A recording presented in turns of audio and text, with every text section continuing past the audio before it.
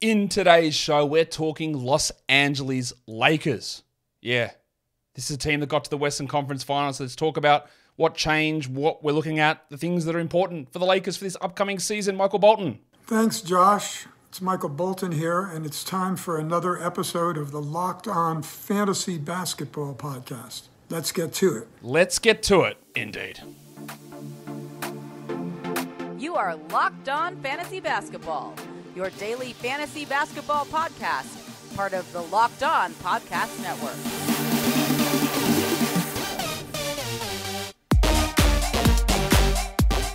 Hello and welcome to the Locked On Fantasy Basketball Podcast, brought to you by Basketball Monster. My name is Josh Lloyd, and I am the lead fantasy analyst at basketballmonster.com. And you can find me on Twitter, as always, at redrock_bball, on TikTok at redrock_bball, and on Instagram at Locked On Fantasy Basketball. Today's episode is brought to you by FanDuel Sportsbook, official sportsbook of Locked On. Make every moment more. Visit fanduel.com/lockedon today to get started. Thank you for making Locked On Fantasy Basketball your first listen every day. We are free and we are available on all platforms. So we're here to talk Lakers, so we might as well do it. We're going to bring in Andy Kamenetzky of the Locked On Lakers podcast. Welcome back to the show, Andy. Hey, how are you, man? It's good. I'm good. It's good to have you here. It's good to talk some Lakers because they are a team that obviously was very, very weird, interesting, different all through last season. And it's not just a matter of continuing it over from last season, because we saw them make big changes at the trade deadline. Things started to click. They rolled through to the Western Conference Finals. Got swept, yes, but there were some close games in there. But that's not the team that's back this season. It's a pretty competitive series for a sweep. It was. I didn't really think the Nuggets were in danger of losing it, personally, from a neutral perspective, but they weren't 20-point games. Neither did I from my biased perspective. But it was close. And where that takes me is, they did that. They improved. They got better. The main guys got healthy. And then there's still a bunch of changes that happened this offseason, because look at that list of guys. Gabe Vincent comes in. Taurean Prince, Jackson Hayes, Cam Reddish, Jalen Hood-Schifino, Maxwell Lewis in the draft, Colin Castleton. There's Demoy Hodge they signed as a two-way.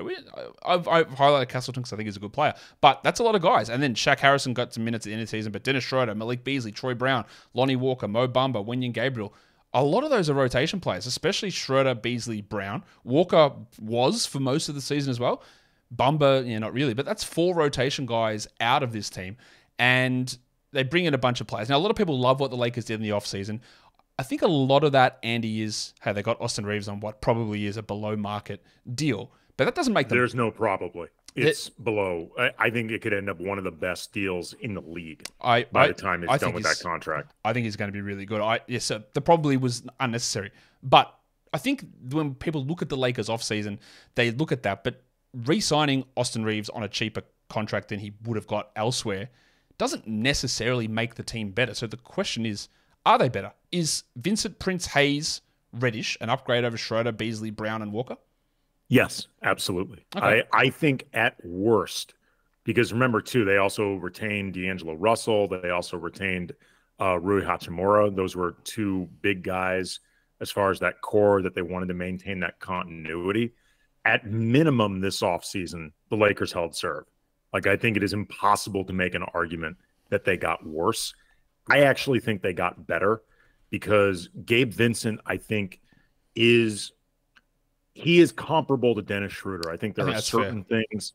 I think there are certain things Schroeder does better in terms of being. I think he's a more dynamic overall scorer.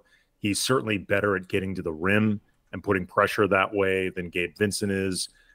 Gabe Vincent has been a slightly, but not necessarily sustainably so far for his career, better outside shooter than Schroeder. But he, if nothing else, is coming off a really good playoffs where he was good from outside. If he can level it even somewhere around 35%, that will be an upgrade over, I think, what you can expect from Dennis Schroeder, who's not a great outside shooter himself. They're both very good defenders. They're both very defensively oriented. So I think, particularly with bringing back D'Angelo Russell, Gabe Vincent for Schroeder, I think, is basically a neutral, probably a wash. But that's a good thing, because Schroeder had a good season for the Lakers. From there on out, you're talking about Taurean Prince, who I think in a lot of ways is a substitute for both, a replacement for both Malik Beasley and Troy Brown. Yep. Like, he is a sub for Malik Beasley offensively and a sub for Troy Brown defensively.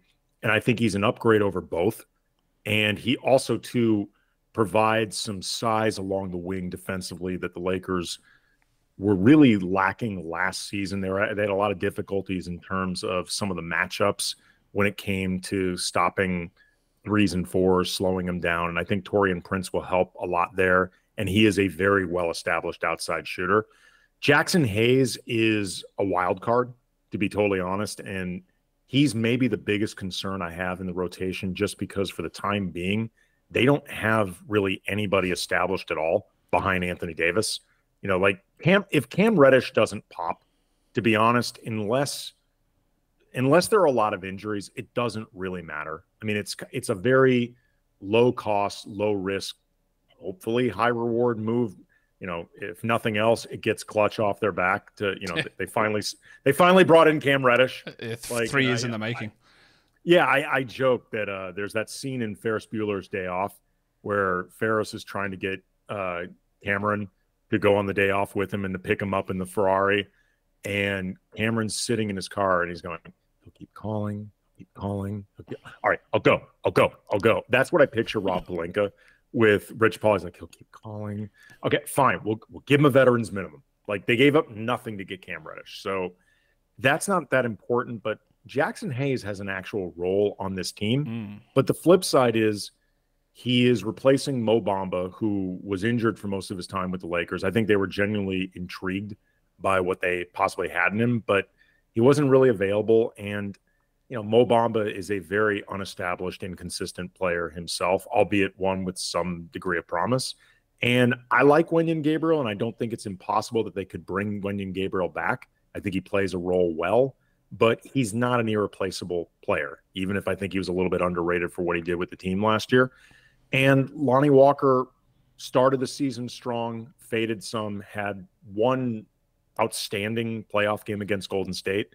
But the truth is he was fairly inconsistent, and I wouldn't have minded them bringing him back, but I also don't particularly mind him not returning either. So I think Vincent and Taurean Prince by themselves represent an upgrade over what is missing. But like I said, at worst, the Lakers held serve, and they held serve with a team that went to the Western Conference Finals. I tend to agree that they held serve, because I just think what I was pushing back on is this talk that they got extremely better. And I think a lot of that is retaining Rui, D'Angelo, and Austin Reeves, which doesn't make you better. It keeps you the same. It stops you from getting worse, which is a different thing than getting better. It's still important, but it's a different thing than getting better. Now, the Lakers always confuse me when I try and judge them, because they just always seem to go for the players that I just categorically think are bad. I think Lonnie Walker's bad, right? And I thought he proved that he was the same guy that I always thought he was. I think Mo Bamba's bad. But then they replace him with Cam Reddish and Jackson Hayes, who I also think are bad. So I don't know that that's an upgrade. Like, who's worse, Cam Reddish or Lonnie Walker? I don't know. And the worry, is Jackson Hayes. Like, I don't know if he plays. And that's why I wanted to bring up Colin Castleton. I think he might be a better player already, and I'd love to see them give him that opportunity. He's on a two-way. That will be something to watch for me. But I do agree that probably out of that group, Gabe Vincent is probably the best player there. Taurean Prince gives the idea that he's a fantastic defender. I don't think that that's necessarily true in reality, but he does look like he's a good defender. He has moments. I think he's solid. If nothing else, he's not a net minus. Like, he's somebody that you can put out there. He knows what he's supposed to be doing. He is. I think he's reliable, like, not just in terms of what he does on the court, but he's reliable in terms of predictability. Like, he's somebody that I think you can put out there and just have an idea of what he's going to be doing. And if nothing else, I think he is an upgrade over both Beasley and Brown, who by the end of the playoffs were both out of the rotation. Yeah, because Brown's offense is pretty bad and Beasley's defense is horrendous. And while Prince's shooting isn't what Beasley's can be, and his defense isn't what Brown's can be, like, you can't play two guys in one position. So I get that. Like, you're sort of condensing the skills, you're cutting 25% off either end and putting him in there, and it makes a lot of sense in that area. But my major highlight is just that this team did this, and then they changed so much still with the rotation. Whether they're improvements or not, I don't know. But it's not a huge bunch of stability through the back end and the bench. But that does take us to the big things that we've got to talk about. Anthony Davis and LeBron James both had foot issues last season. Did they end up having any off-season surgeries? We have not been informed about anything, at least publicly, to my knowledge. I was out of the country last week, so maybe this came up while I was in Mexico. I unplugged, Josh. I paid no attention to anything. Andy, I asked you this question because I hadn't heard anything either. And I thought, did I miss something? Did we get this announced? Like I thought that it was going to happen, but I've heard nothing either. So I just think either it didn't happen or we just haven't been told. And maybe first day of media day in training camp, we'll hear, he's recovering from his surgery. Because it did seem like, especially LeBron, after you're just coming back and playing through that, he didn't seem right all through the playoffs that it probably would need something done to fully heal it. But we haven't heard. So we have, I guess maybe that's going to be revealed to us later on. Well, it's funny, Josh. LeBron actually said, if I did have surgery, you guys aren't going to find out until I want you to find out. And if we, the LeBron James of feet, whoever that is, whoever that doctor is, we still don't even know who this guy is. So like, if we can't even figure out who the LeBron James of feet is, because I got to be honest, if I was this doctor, I'd want everyone to know. Yeah. And also, I think that's been kept secret. And usually the most reliable source of leaking LeBron medical info has actually been Dennis Schroeder. And Schroeder's now on a different team. So we're losing another source there. I was getting ready to make a LeBron James of feet joke, but I don't know who the doctor. The only people who would qualify to be the LeBron James of feet to me are Rex Ryan or Quentin Tarantino, and I don't think they're out there performing surgeries. Well, I hope they're not anyway. I'm a big fan of Tarantino's work. I really hope that's not who LeBron's seeing. LeBron works differently sometimes, and it's had great success. So maybe Quentin's in there just.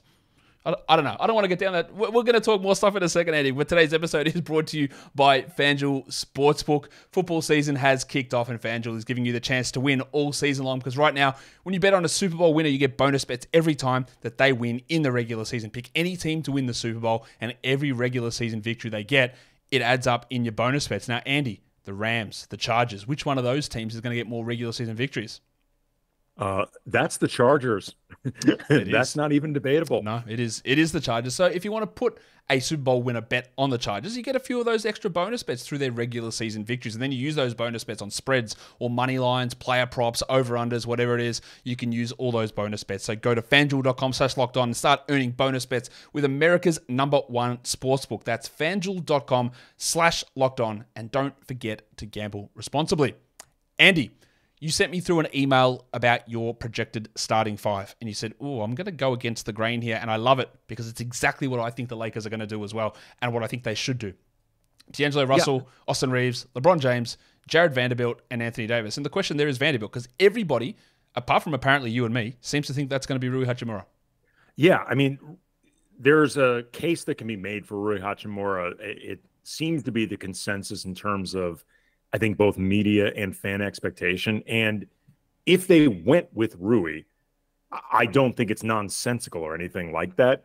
The reason, though, that I would like to see it be Jared Vanderbilt is twofold. First of all, I actually think you can get more from Rui as a player off the bench, making him the first sub probably in for Jared Vanderbilt.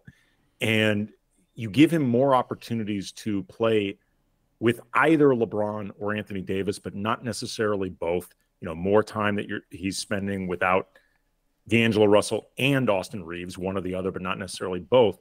If you have more of an opportunity to make Rui a focal point of the offense, that's ultimately what you're paying him that $17 million for. Like, to me, the idea that he's getting $17 million doesn't automatically mean he should start. Like, you need to get $17 million of value from him, but you need to just get it. And I think he can play 30 minutes or so off the bench, and he can close games, and he can provide that value. But I actually think you can potentially get more from Rui.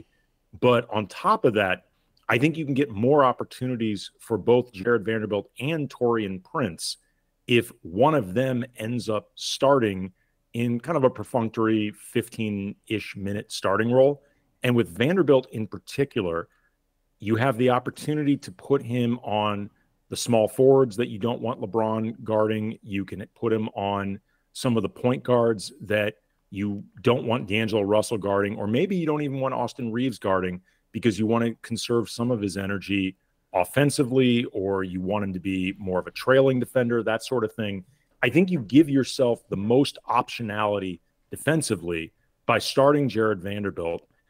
I saw, obviously, like everybody, the issues that happened during the playoffs with Vanderbilt getting played off the court. You know, he's not really much of an offensive threat.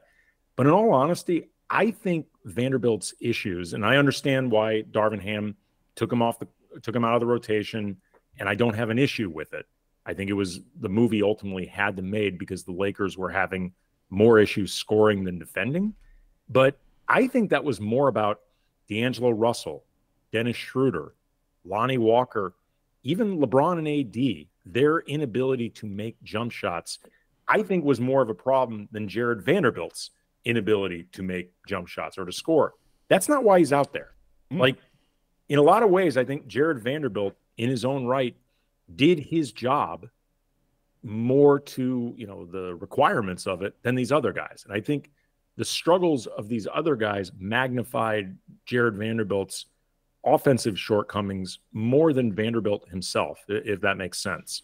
He's not out there to score. Yeah. And when the other guys are struggling to score, you go, well, we need more scoring out there. So that's what Rui Hachimura allegedly it becomes really easy to ignore Vanderbilt if the other guys aren't scoring. Exactly. But if the other guys are scoring, Vanderbilt, I think, is actually very smart at using his lack of gravity as a weapon, because we saw in the regular season when other guys were making more shots, he would often make these back cuts when he was being completely ignored and get found for baskets right at the rim because he wasn't being paid attention to. But that can only happen when the other guys are making shots and there's just more space in general. Just tying back into the overall narrative that it seems like nearly every player the Lakers get is a player that I just don't think is very good or is overrated. That's where I am with Rui Hachimura, and I always have been. He comes out and he can have some okay games, but he started one game in the playoffs. He played 42 minutes. He had 10 points. No steals, no assists, no blocks. Didn't hit a three. He had some okay games, and he's very hot and cold, but his role is like this weird sort of mid-range scorer when you got D'Angelo Russell, who's going to be a scorer, and Austin Reeves, who works offensively and scores, and then there's LeBron, who's going to have a gigantic offensive load, and then the other guy's Anthony Davis, who's a good defender, but he's also a very good offensive player. Like, why do I need another guy who sort of his only real skill is offensively? Like, it's getting some mid-range shots to go in when those other four guys should be doing that. So while they did go that way in the playoffs, and your explanation of it is really, really good, I think, I just don't. That doesn't make a ton of sense. Like, Hachimura next to D'Angelo and Reeves and LeBron and Davis doesn't make a ton of sense for 82 games. Well, I mean, we'll see how things play out during the season. And, you know, if Reeves continues to make the progress that he's been showing in a very short amount of time, and if D'Angelo Russell can bounce back from what was a very, very poor Western Conference Finals, but I thought his first two rounds, he was somewhere between solid to good, depending on the games. I thought there was definitely more good than bad. Rui, I'm bullish on Rui, but a lot of that has to do with, I think he plays specifically very well with LeBron and or AD, and sometimes both. I think a lot of what has been discovered he can do well comes from either playing off those guys. He is very decisive when he gets the ball. You know, one of the things that he does extremely well is when he gets the ball, he either shoots it or he makes a drive to the basket, like maybe one pump fake, and then he goes, or he moves the ball. He does not screw around. And I think that works very well for an offense that's designed to keep moving, especially with somebody like LeBron, who once you get the ball back, he's already anticipated the next place it's going to go. And defensively, they unlocked a lot in him that frankly had not been there with Rui before. They found a very good way to use him in terms of bodying guys, which is why he was defensively, I think, pretty effective against both Memphis and Denver, because those teams are pretty big. Versus Golden State, he didn't have as much utility because they're so guard and wing heavy, and there was a lot of chasing guys around screens and things like that, and that's just not Rui's strong suit. But he's really, really strong and really, really athletic. And I think one of the things the Lakers did very well, and, you know, they have a really, really good development program there led by Phil Handy. I think they're very good at finding the strengths of young players and really looking to hone in on them. And by all accounts, Rui was asking a lot of questions, like specifically to LeBron, but I think also AD, Phil Handy, Darvin Ham. Just what do you need from me? How do I do it better? We'll see how this looks over the course of 82 games and playoffs and however long he's with the team. But I'm very bullish in terms of what seemed to be unlocked from February onward with Rui, because it just seemed like he was playing with more stability than he had with Washington, because the Wizards are one of the least stable organizations in the NBA. He was playing with a lot more structure. He was playing with LeBron and AD, two elite players. And it also seemed like he was dying for a fresh start. I think Rui needed a new environment, whether it was going to be with the Lakers or somewhere else. He had that undisclosed mental health break that I have no idea what it was about, much less how much at all it was related to the Wizards. But it just makes you wonder if he just needed to be somewhere else. And so far, so good with the Lakers. I really like what we saw from him. His regular season and playoff numbers are quite stark. Not to harp too much about him, Rui, but sure. He only took two 3-point attempts per game in the regular season in 22 minutes, which is nowhere near enough, and he shot it under 30%. So, yeah, that's obviously horrible. But in the playoffs, the attempts didn't really change, 2.4, but he hit 49% of his threes. Now, I think if you bank on him being a good three-point shooter, you're probably going to come out on the negative side of that ledger most of the time, because throughout his career, he's sort of hasn't really been consistent there. But what he does need to do, though, and this is part of my thing why I'm not sure how it fits, is that he needs to take more threes. Like, he just doesn't take enough of them to be a guy to play off LeBron and Davis and D'Lo and these guys. Like, he just doesn't do it enough. And the results are sort of up and down. The rest of the rotation, we've got Rui there. In that bench group, Gabe Vincent, Max Christie, Taurean Prince, Jackson Hayes. So, yeah, Prince there's an opportunity for him to start. Would it be completely wild if Gabe Vincent got starting minutes over D'Angelo Russell, or they went Vincent, Russell, Reeves, James Davis, or could even Max Christie, who's taken huge steps forward, over the offseason, looked great in Summer League, he's probably got enough size to maybe play the three at times. I would say that 4 of those guys have shots at starting, maybe 2 of them more outside shots. Christie, I think, is a dark horse possibility at the 3. You're right. He does have the size. He told Dave McMenamin of ESPN during his exit interview that he actually grew over the course of the season. And he has really filled out. Like, Christie looks demonstratively stronger and bigger. He said that he put on about 10 to 15 pounds of muscle from basically his rookie offseason to the offseason heading into his second year. And you can absolutely see it. I think it's premature to pencil him in there, but I agree with you that it's not out of the question. I don't anticipate Gabe Vincent starting, just unless his 3-point shot is really what we saw in the playoffs and his playmaking is a little bit more dynamic than what we've seen over the course of his career. What I do think could happen with Gabe Vincent is, because a lot of starting versus coming off the bench, whatever, it's about floor combinations. It's not always about necessarily your 5 best players. What I do think could happen a lot for Gabe Vincent is that he could end up finishing games, certainly more than D'Angelo Russell, because he's more reliable defensively than Russell. And those mistakes defensively down the stretch of close games, I think hurt you more than misses offensively. So I don't anticipate Gabe Vincent starting. I don't think it's out of the question, I guess, but I think he'll get a real shot at it. And, the same argument that I made about Rui coming off the bench, I think you could make for D'Angelo Russell. The idea that you could maybe get more out of him if he's basically a souped up 6-man. Reeves, LeBron, AD, those are 3 starters. Absolutely. Yeah. I would be shocked. Obviously LeBron and AD, I'd be shocked if Reeves doesn't start. I don't anticipate, though, Vincent starting, but I do think he's going to have a very big role. I think he's an interesting player. To me, he's not quite the same, but a little like a Fred VanVleet corollary, like a hard nose, puts his body in defensively. He might miss some shots, but he takes the good volume with his threes, can get hot. He's not obviously Fred VanVleet's level, but Fred VanVleet wasn't always Fred VanVleet's level either. Quickly, I'm just looking up Max Christie's size. Did you know what his real name is? Because I am floored that his name is not Max. Did you know that he's got a different name?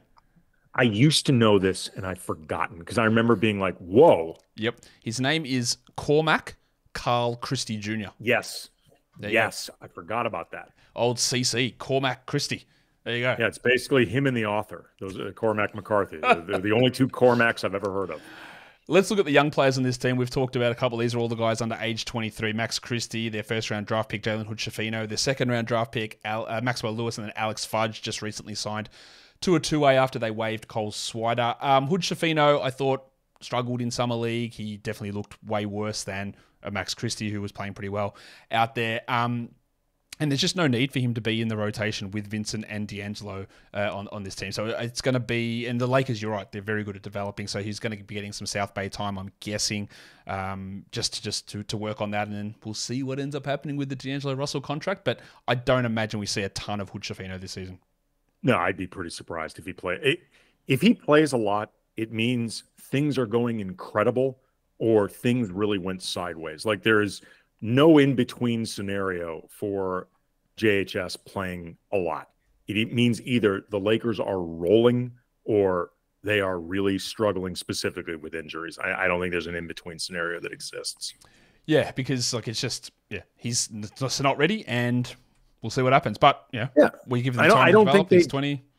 I don't think they drafted him with the anticipation of him being ready either. I think they drafted him because there was no draft day deals that they liked, and they ultimately decided to go for talent. And, they don't have a young point guard on the roster that they can look to develop. And, if nothing else, what I do think could help JHS if he did need to play is everybody seems to agree that he's got really good defensive instincts and he's really strong. Like you could see that on the court. He's a strong dude.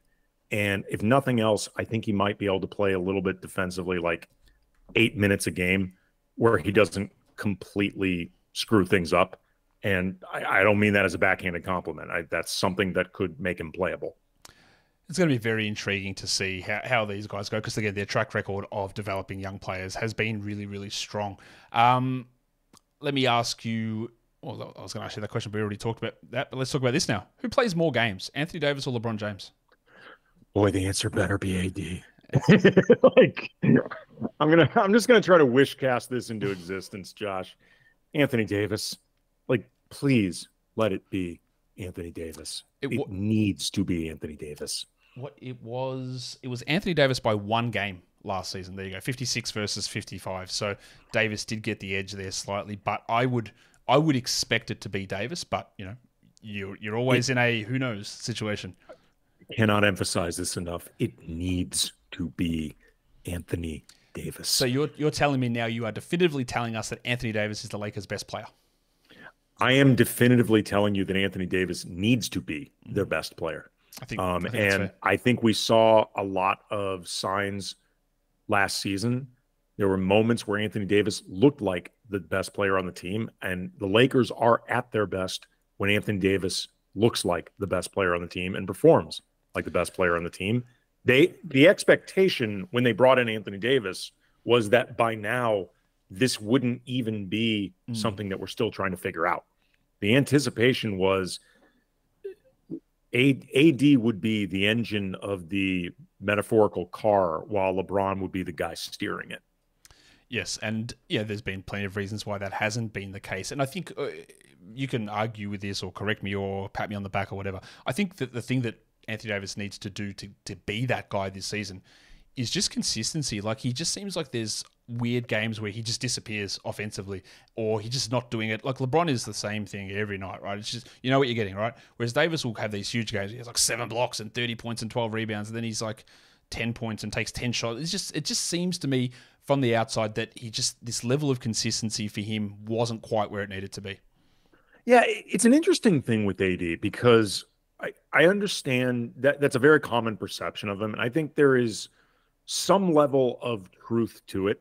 If nothing else, AD needs to be a much more either aggressive or involved fourth quarter presence offensively. That's the numbers have borne that out. In the fourth quarter, he is not nearly dominant or involved enough as a scorer. I think that's something that really needs to change. And AD sometimes, even when the numbers are there will be games where it doesn't necessarily feel like he put his stamp on it. And some of that may just be the expectations of on a guy that is that talented.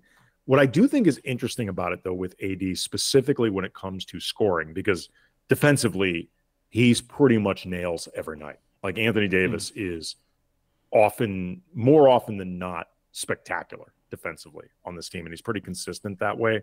He plays defensive player of the year caliber defense more often than he doesn't.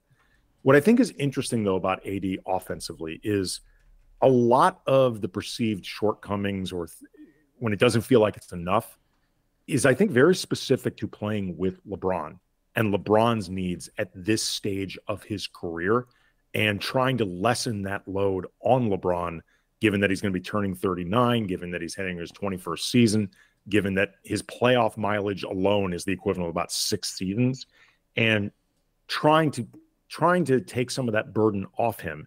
And if LeBron was 32, everybody would be looking at AD's scoring and saying, that's unfair.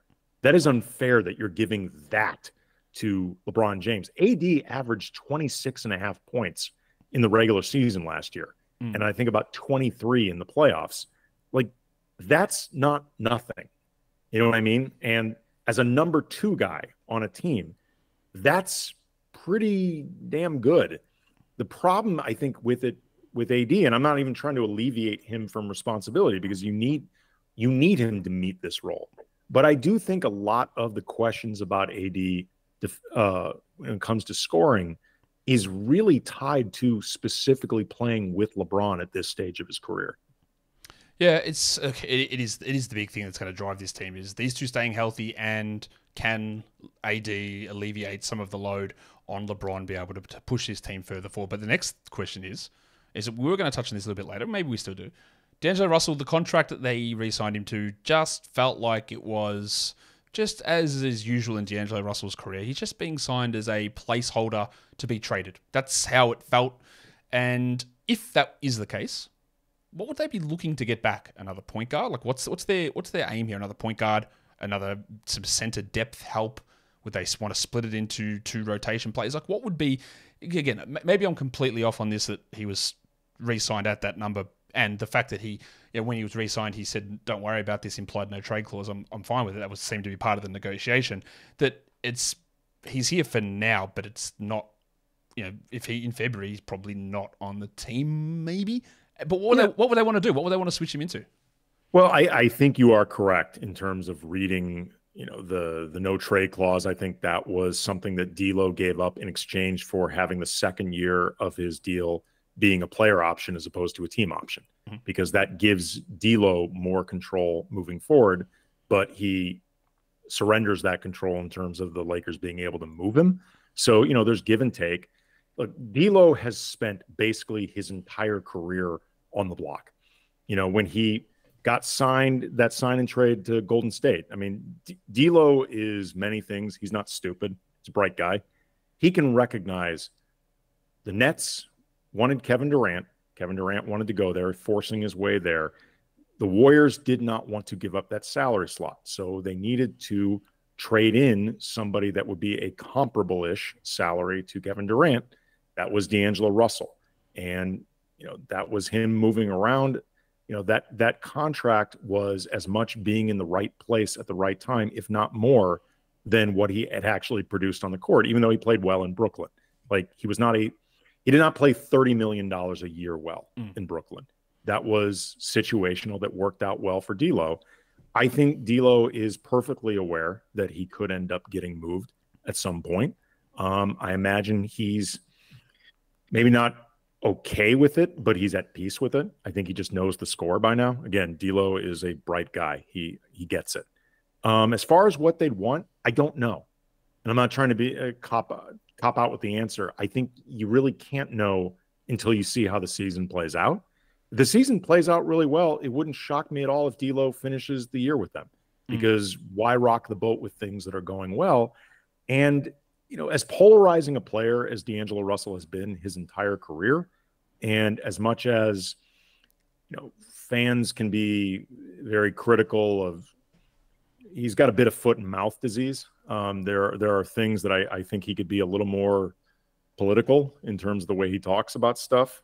The reality is D'Lo's a good player. Is he a great player? No, but he's good. You know, he's on the upper end of good. He is a starting caliber point guard if you consider him a 1.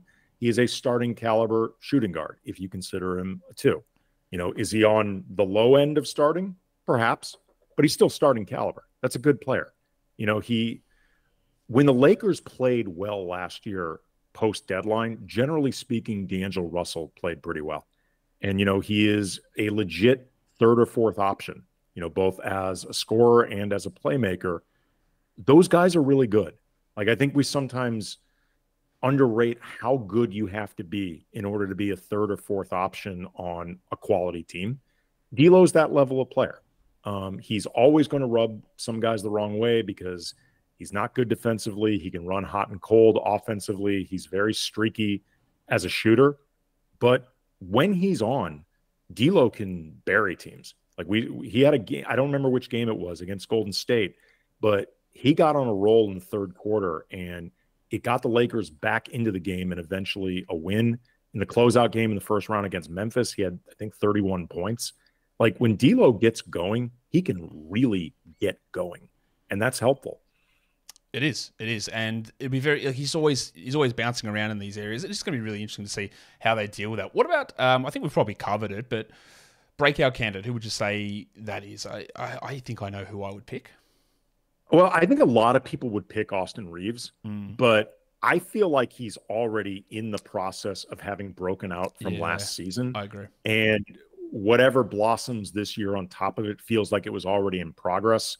And I think by now everybody has bought into Austin Reeves so much that maybe I'm getting semantic-y about this, but I don't consider it a breakout if everybody's expecting it to happen. To me, the guy's Max Christie.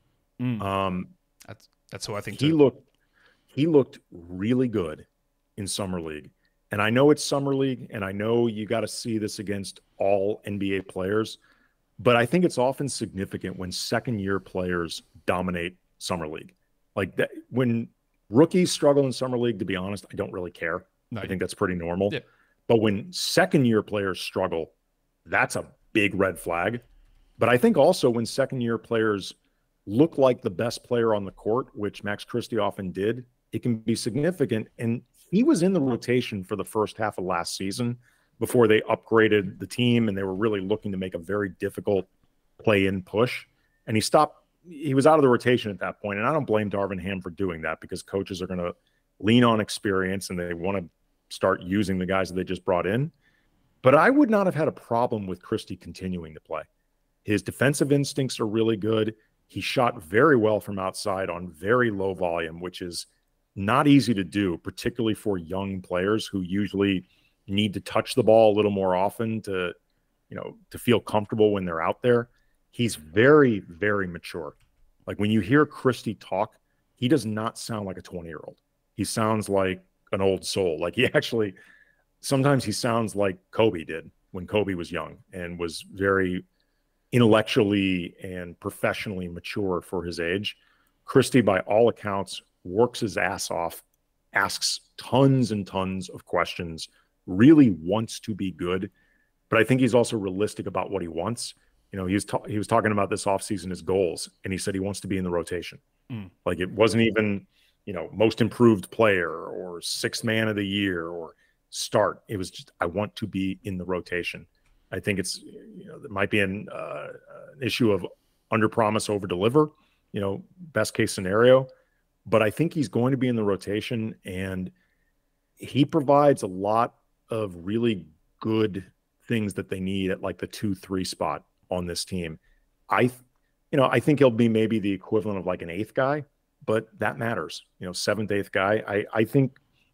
I think they are expecting him to be in the rotation, and that says a lot about a 20-year-old second-round pick in his second season. Yeah, look, I agree. He's going to be, he'd be my pick as well because I agree that Reeves has already sort of done that, and Christie's like, well, I just mentioned it before. I think he's an outside shot to have a crack at starting it at some point. What about on the other side? Like, it's very easy to say regression candidate is LeBron because he's 39, but he's LeBron and he's 39. That probably at some point something is going to step back a little bit more. That's first of all, I just want to make it clear for anybody who's already the wheels are turning. When I say Max Christie is a breakout candidate, I'm not recommending you take him on your fantasy team. Like statistically, I'm not saying he's going to be that type of breakout guy. I just think he's going to have a breakout in terms of his utility as a player. LeBron is my regression candidate. Yep.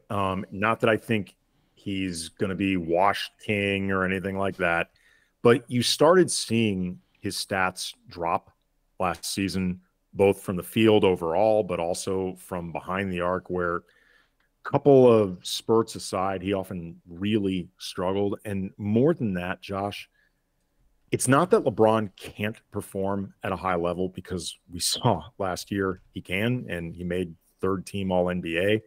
And his game 4 against the Nuggets in that loss, series-ending loss, that was one for the ages. But LeBron used to make dominance look so much easier than it does now. Like, you see the sweat with LeBron. You see the laboring with LeBron. And he has admitted it's harder for him now. It's more difficult. And at some point, your body stops cooperating in the same way. LeBron has, pushed this to the absolute limit. Like, it's mind-boggling that he can produce at the level that he does. There's no template for what he does. But the way it started to look more difficult makes me think that he is a relative regression candidate. I want to make this also clear. If you have the opportunity to get LeBron on your fantasy team, highly recommend you draft him. He's still going to be very, very good. He's still going to stuff a stat sheet. But I think you're going to start seeing more outward signs of the age, even more than we've been seeing over the last couple seasons. I don't think there's really any argument with that. Honestly, like, he's 39. Like, this, it is happening. It's harder. He can't do it as consistently, as often as he has in the past. He's still awesome, but we see those things drop off. Now, Andy, we get to talking about wins. This team was 43 and 39, 17th in net rating, plus 4.4. But as we said, this was a team that changed their course 67% of the way through the season. FanDuel has them at 47.5 wins for the upcoming season. I've got them at 47. You've got them at 49 and 33. And I've just hedged under a little bit on that one, just because, if Anthony Davis and LeBron play 50 games each, then that is hard to get to. But if they play 60 games plus each, then they probably go over 50. And that's the tough thing for me. So I'm just sort of betting against the health of a 39-year-old and Anthony Davis, who's been injured so much. I've gone with 47, but 49 is not unreasonable to me. No, I mean, look, maybe this is me, wish casting a little bit, wanting them to be good, both because I'm a fan of the team and have been for a long time, well before this was my job, and also because this is my job. The better they are, the more my wallet tends to benefit. So always going to be rooting for that. But I also feel like if you look at how well they managed to gel post-deadline last year with absolutely no time to get on the same page, often without LeBron and sometimes without D'Angelo Russell, no training camp, no ability to just work on stuff that you keep in your back pocket and you don't even break out until later in the season. They managed to gel that well. I feel like if LeBron and AD can just stay reasonably healthy, like maybe they both play 59 games, 60 games, where they miss a quarter of the season each.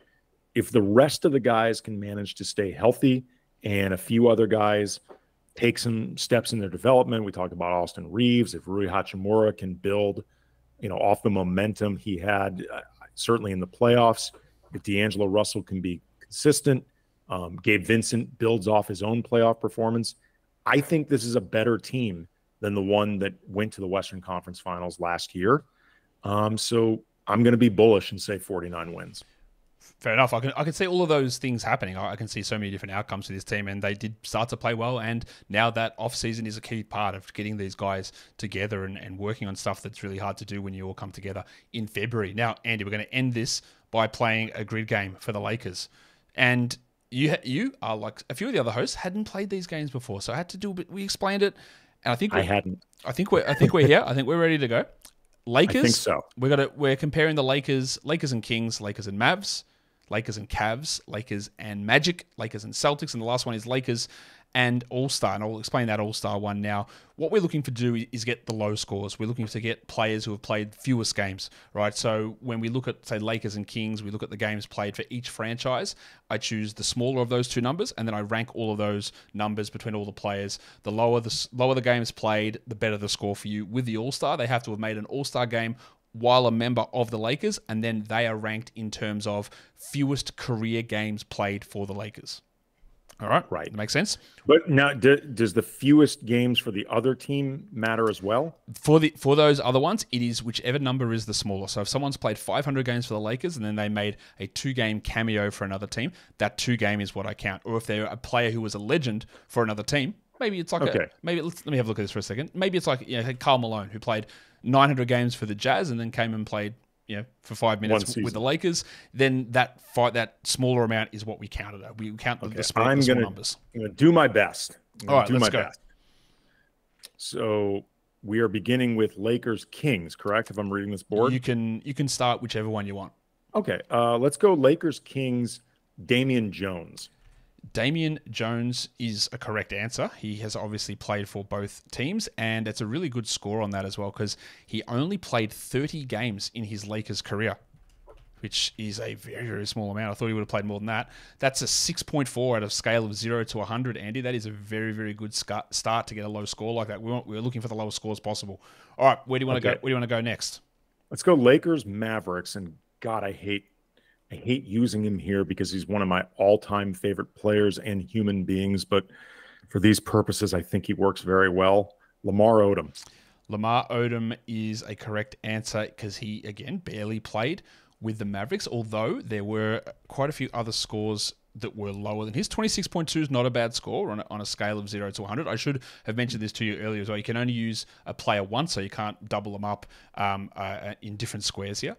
But Lamar Odom is a 26.2. Let me tell you who would have been a really interesting score. Darren Collison played 3 games for the Lakers. That would have been an interesting one. Derek Fisher's 9-game Dallas sojourn. Remember when he got traded there? Then didn't he fake retire or something and then came back later on? I forgot about that. I completely forgot that Fish was with Dallas at all. What about What about Isaiah Thomas's 1 game for Dallas? I don't recall that ever happening, but apparently that happened. I didn't know that. He played 1 game for Dallas. I flat out didn't know. And then Markieff Morris got 8 games for the Mavericks last season as well. So there was quite a few. Actually, there was. I forgot about that. Costas Antetokounmpo 2 games for Dallas. There were some absolutely random ones in that Lakers and Mavericks column. Which one are we going to go next? Now I truly feel bad for doing this to LO. Now I feel awful now. All right, where are we going to head to next? Let's go Lakers Cavs. Lakers Cavs. All right. Ira Newble. Man, you are the second person who's dropped an Ira Newble on this show for one of these grids. And that is an absolutely fantastic pull because he played 6 games as a member of the Lakers. Yep. I covered them. Wow. I can't believe. Really good guy. Really, really good guy. Ira Newble 0.81. I think it was Brad Rowland on Locked On Hawks that dropped an Ira Newble in there as well. Maybe I'm wrong, but that's okay. That's amazing. He was with the Lakers the year that they went to the finals. It was 2008. Late season edition, that team that went all the way to the finals and then lost to Boston. Really nice guy. I liked Ira. There you go. Six games for the Lakers for him. All right, what are we doing next? Magic, Celtics, or the All-Star? Okay, let's go Lakers, Magic. All right. Mo Bamba barely played with the Lakers. That is correct. He did barely play for the Lakers. That is a fantastic score because he played 9 games only for the Lakers. Andy, I know. You are aware. You are absolutely nailing this so far. Bamba gets a 2.39 score there. That is really, really strong. Now, obviously, there were the big names like Dwight Howard and Shaq. Shaq would have been the worst score you could have possibly gotten because of how many games he played for both franchises. Let's see who else is in here that would have got you. Well, Channing Frye, his 9-game Laker career would have gotten you a pretty good score as well. And someone by the name of Mark McNamara. Do you have any recollection of Mark McNamara playing for the Lakers? No. 72 games for the Lakers and 2 for the Magic. All right, Celtics. When? I don't know. I'll have to look that up. But apparently, okay. he's a real player that played games for both of those teams. Let's have a look. Ooh, Mark eighth between 83 and 91 he played. So he played. I'll forgive myself. He played 39 and 33 games for the Lakers and then went to the Magic in 1990, 91 and played 2 games there. There you go. Okay. Lakers, Celtics. I have one that I think is really good. I cannot remember, though, off the top of my head, if this guy got waived by the Celtics or not. But I'm going to take a chance. Gary Payton. Gary Payton. Gary Payton is a correct answer. He did play for both of these squads. He actually played more than you would think. He actually played 82 for the Lakers, and he played 77 for the Celtics. Oh, see, that's where I went wrong. I thought he got waived. No. Can I throw out a different one just to see if I would have done better? Yeah, go. Yeah, this doesn't count. I know it doesn't count. Shammond Williams. Did he play for the Celtics? Shammond, oh yeah, he did. He played 30 games for the Lakers and 51 for the Celtics. Would have gotten you a 6.55 score. So that would have worked. I debated Shammond. I tell you what would have been a good one. Matt Ryan, Matty Ice, played 1 game for Boston. You could have dropped him in there. I didn't know. Genuinely did not know. Or the 3 games that Vander Blue played for Boston and 7 that he played for the Lakers. That's Vander Blue played for Boston? Apparently. I don't know when that happened. I covered Vander. I do not recall that at all. 3 games for him for the Celtics. All right, last one is Lakers All-Star. They have had 19 players in their history make an All-Star game while playing for the Lakers. We want to find the player who has played the fewest career games for the Lakers to get the best score here. The fewest career games for the Lakers? Fewest career games for the Lakers. Now, just to clarify, does this guy have to have been an all-star as a Laker or just play the fewest amount of games?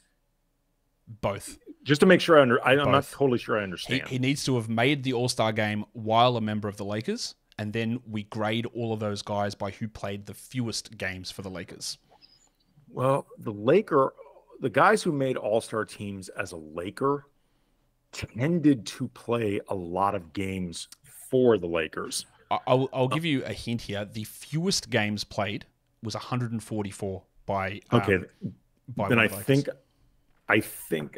if nothing else, I think I have a good answer. Andrew Bynum. Andrew Bynum is not a bad answer. Andrew Bynum played 392 games for the Lakers, so he gets you a score of 20.63, which is a pretty good score overall. The lowest career Laker games played for an All-Star was Cedric Ceballos. Played 144 games. I forgot Ced made an All-Star team. I completely forgot about that. The second best answer would have been Anthony Davis because he's only played 194 games for the Lakers. So there you go. Wow. And the next one was Dwight Howard because he only played 205 games for the Lakers. But did he? Apparently he did. Apparently he made an All-Star game. Dwight made the All-Star team? Because I covered that season. Dwight? I think I've got the list. I'm going to bring it up here because I think that was back when fan voting was counting a lot more. Okay. So let me double check.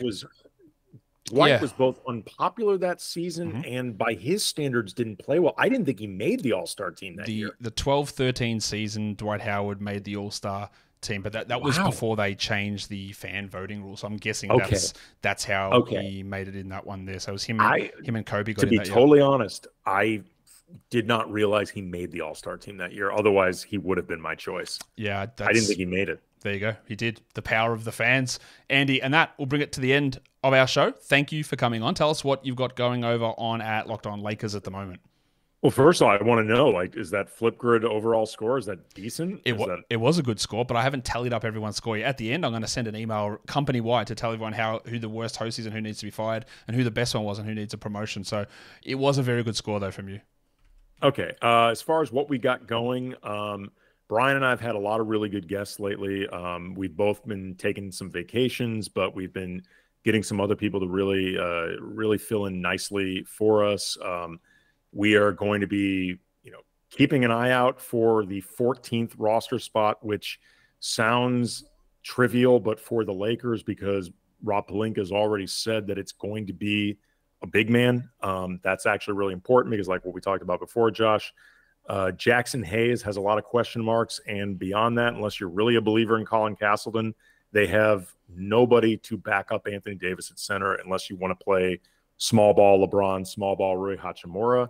I'm going to be trying to get a few former Lakers on as guests during this down period. How about try for Ira Newble? I should try for Ira Newble. Unfortunately, I think his Flipgrid score shows that he may not pop. Maybe not as the industry people talk about it. But look for a few former players. Try to fill some of the space that way. But we are definitely chugging along even during these dog days of August. Andy, thank you for coming on, chatting Lakers. Go check out Locked On Lakers. Andy, it's been a pleasure as always. Yeah, this is always fun, man. Thank you. And that'll do it for me today. Don't forget, follow this podcast, Apple Podcasts, Google Podcasts, Stitcher, Spotify, and on the Odyssey app and on YouTube. Thumb it up and leave those comments down below. Guys, we are done here. Thank you so much for listening, everyone. See ya.